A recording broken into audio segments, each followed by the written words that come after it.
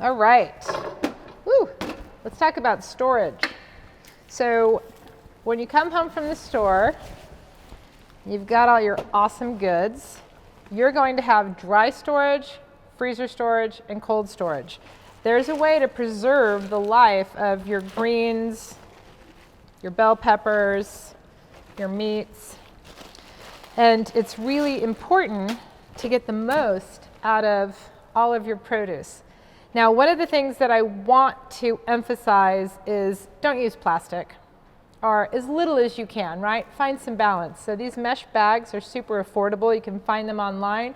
You can find them at some of our local stores like Organic Roots. So you can pick these up, canvas bags. I know right now with COVID that we're not allowed to bring a lot of our bags in, but you can bring a Rubbermaid, put it in your grocery cart, get all the stuff in there, and then when you get out to the car, you can pack it in all of this.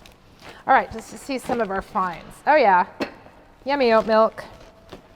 Fantastic raw milk, one of my favorites. I don't even know if I can fit all this up there. Bulk, I love bulk shopping. You go to those bins and you're gonna save a ton of money by not getting this in a package that's already printed, right? You're gonna save some money. Safe caught, no mercury tuna. A little bit of monk fruit, great sweetener by the way. And there we go, there's our bag. Okay, so what we're gonna do right now is I want to show you a quick trick with your greens, whether it's kale, whether it's lettuce, whether it's Swiss chard. One, we're gonna wanna wash it first and then put it through a salad spinner. But for demo purposes, I'm just gonna go ahead and show you right now a great way to pack it in a bag. So I love these reusable bags, and what we're going to do is we're going to go ahead and take these stems off. So keeping your knuckles back, your knife on the board there, and just do a nice roll motion. And then where'd our bag go? Here it is. Okay, yeah. So you can also wrap this in a paper towel, and you're gonna put it in your bag, right? Push it towards the bottom, and then when you seal it, oh, save these ends. These are delicious sauteed. Don't throw them away. Okay, learning something in every phase of this class. So you wanna push, do you hear that? You wanna push that air out, and then you wanna seal it. Nice and tight. Because you can see that suction, all of that air is out. Your greens are going to last 4 to 5 days longer just by doing that. A wet paper towel in here, again, will help as well. Then you're gonna fold that and it's gonna go right into your produce drawer. And then the great thing about this too is for cold storage, I want you to use plastic bins or bags like this where you can visually see your produce. By visually seeing it, you're understanding the life of that. Like, so if it's been in there for 5 days, you're gonna see the wear and tear in it, and you're gonna know that it needs to be used. Another great way when storing in dry storage, in cold and freezer, is to use tape. So, commercial kitchens and home cooks, get a roll of painter's tape or this masking tape. Put it down your board. Grab your cooking shears or a knife if you like. Just gonna cut the bottom of that. We're gonna grab a Sharpie. And so we're going to write, well, I don't know, let's say it's Christmas. All right, so 25 December, Swiss chard. All right, 25 December, kale. So on and on, you would just keep going all the way down this list, guys, and then you would take your knife, you would come over to your tape here, putting your hand over, slice it across, and then when you get the whole list done, you're just pulling them up and you're putting them right on your bag. That way you're seeing this in your fridge, and it's telling, because we all forget stuff. Like how can you remember when you buy anything? But this is going to lower your grocery bill. You absolutely want to label your produce, label your meats. I mean, you don't have to worry about the milks, but this is great to do this. All right, we're just home from grocery shopping, and we're talking now about storage. So there's dry storage, cold, and freezer storage. When you are storing items in dry storage, you want between 45 and 55 degrees, kind of a darker, cool environment. That's dry. As long as you're 50 degrees, 50, 55, you're totally fine. So let's talk about the different produce and vegetable items and how to store them. First of all, I always like to get my squash in the bottom. So you've got all these beautiful hard squash, right?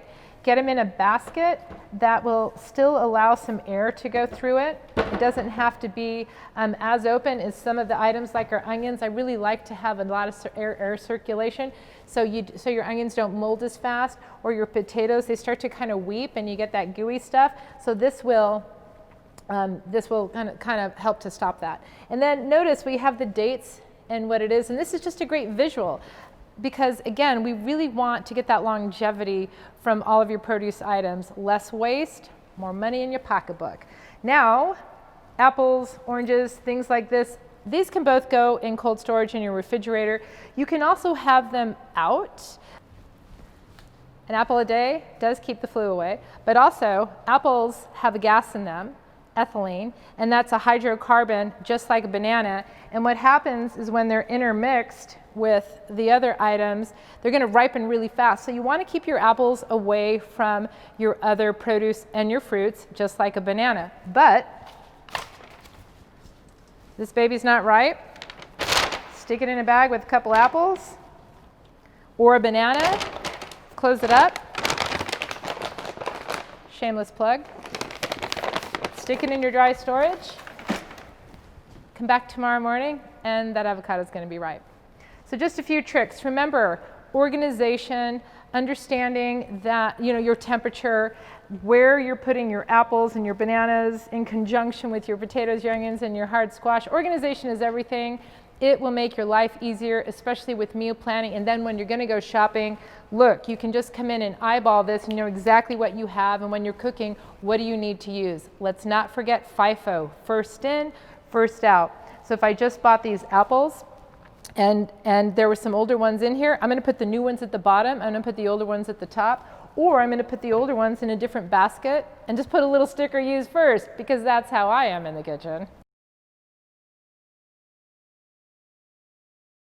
Okay, another part of dry storage when we're shopping bulk items, it's really great to take advantage of your jars. Now, I know this looks a little hyper organized, but it's really great to have everything labeled, put the dates on the bottom, and to keep items fresh, I have bay leaves in my grains. They work phenomenally, but you see that? Awesome. Also makes a great musical instrument. All right, so fantastic way for dry storage to get all your grains and your beans. And then for all your herbs, same thing. Date on the bottom, because your herbs, your dry herbs, your powders, your root powders, your sesame seeds, your hemp seeds, they will all go bad. They're not good forever, and you should probably check your cupboards now on that. Check the dates. You really don't want longer than a year. I personally would rather no longer than 6 months. But staying super hyper organized. One more time, just because it's so pretty. So pretty. All right, that's it for dry storage.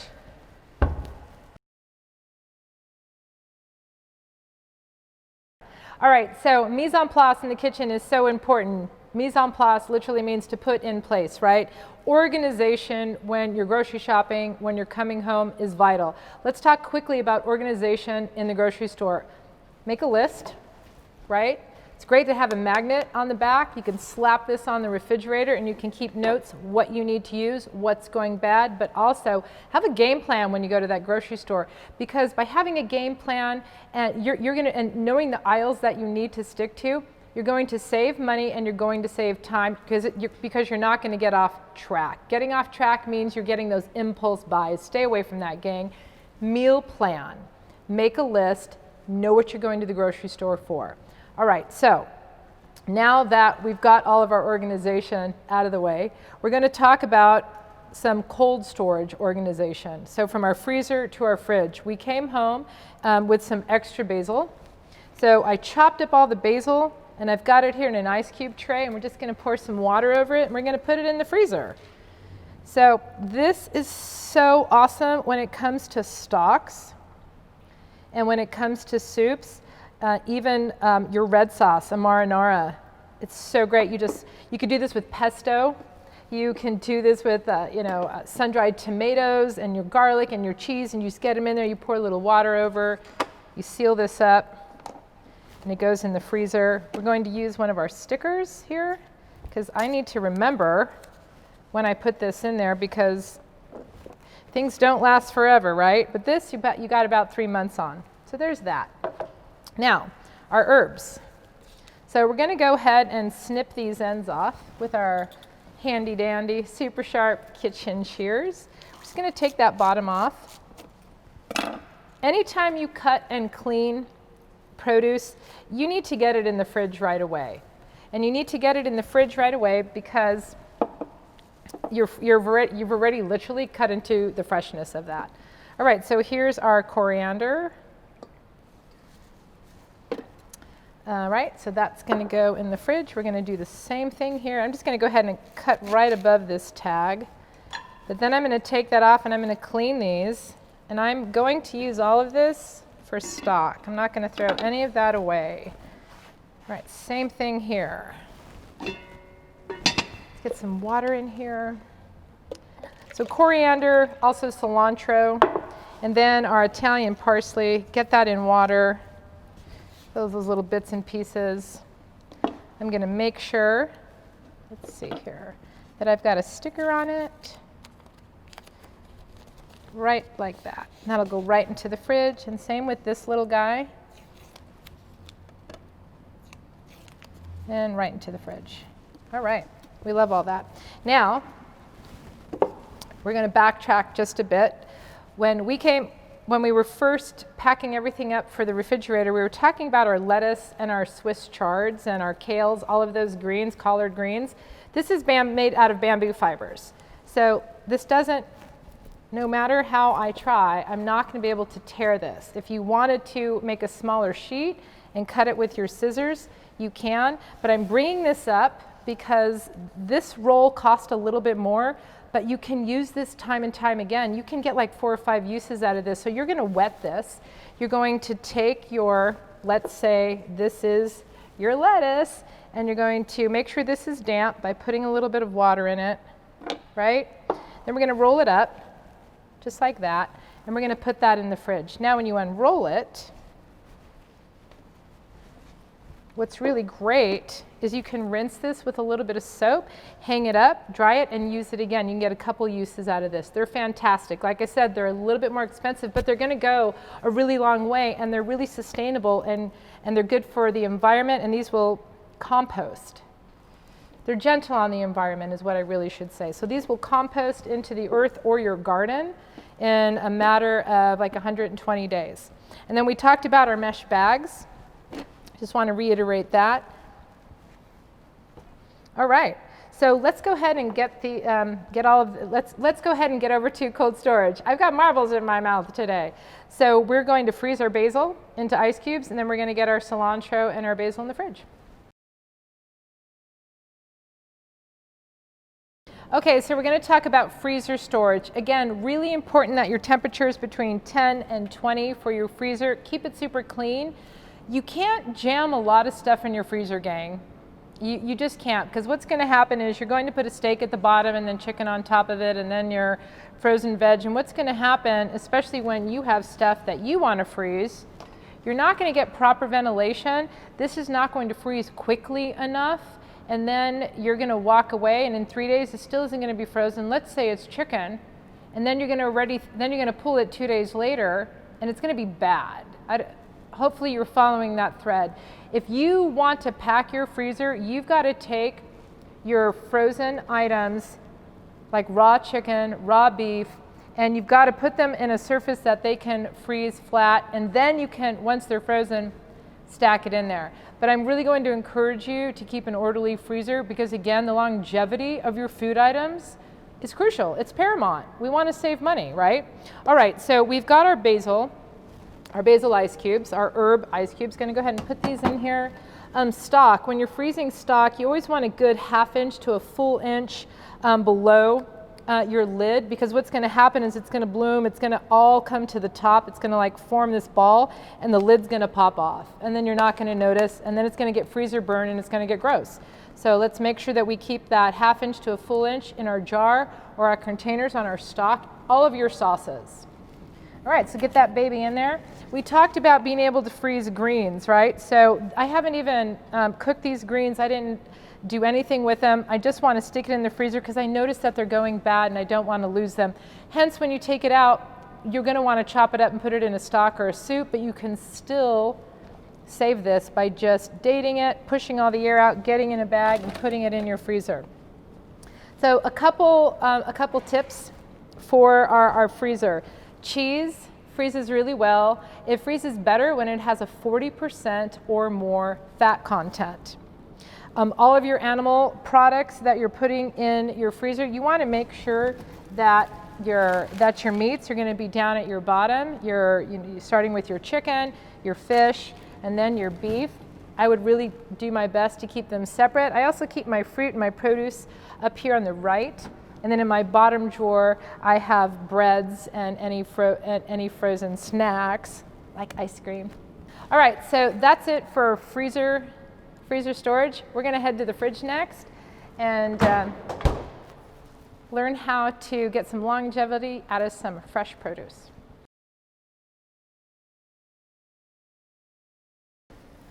Oh, look at this beautiful organization. Okay, so again, with packing your refrigerator, you want to have ventilation. Notice how things aren't on top of each other and overly packed. So starting from the bottom, having your produce bagged and dated. Got all of this in here nice and tidy. And you can see by just looking in here, everything's dated and in clear bags, so you know what you have, and you can also look at the integrity of your produce, your lettuce, to see if it's starting to wilt and go. We talked about our herbs. I just put these right up here, right in front of the stock. So you got your herbs right up here, wherever you want them. I always keep my dairy up here, my nut milks to the left. I like to keep my cheese and my eggs on the next shelf. I always keep my fruit up here if it's still in a package. It just tells me that it hasn't been washed yet, and that's really important because strawberries have these little micro worms on them, and we'll talk about how to clean those because you want to get that off. Even if they're organic, you still want to clean all your fruit, especially your berries. All right, so then we have these great clear bins here, and you can see that we have some stickers here, and it says dry erase space. I left that there to give you a hint at you want to label these. You want to label what all of these are, and you want to put your date on it. So we talked about wrapping produce in that great bamboo paper towel. You can see that the carrots are in there with the scallions. Scallions, carrots, they don't emit any ethylene gas. You don't have to worry about those two ripening each other out. If I had apples in here, I would start to lose the integrity of all my produce. So then we have our chicken. We have raw chicken. It's absolutely going to be in a bin or on a plate. You don't get to just put a raw chicken package in there because it will leak and it will get in here and it will go into your produce drawer without a shadow of a doubt. And that is cross-contamination. We don't want that for you. That is definitely going to be a form of food poisoning. So let's stay super safe and get your raw meats, especially your chicken and your fish, in a bin. All right? And you can see that you're now going to have more effective storage because this is in a bin. Well, you can have the produce right next to it because it's in a bin and it's safe. So we're using our other drawer over here for our citrus. And then we have our cheese up here, and then just your drinks and everything else on the doors. It didn't even beep. I thought it was going to beep at me. So that's it for cold storage. I really want you to remember first in, first out. We call it FIFO in a commercial kitchen. First in, first out. So again, when you are coming home from the store and you have more berries, well, you're going to take this one out, put the new one in the back, put the old one in the front, and that way you avoid a lot of waste.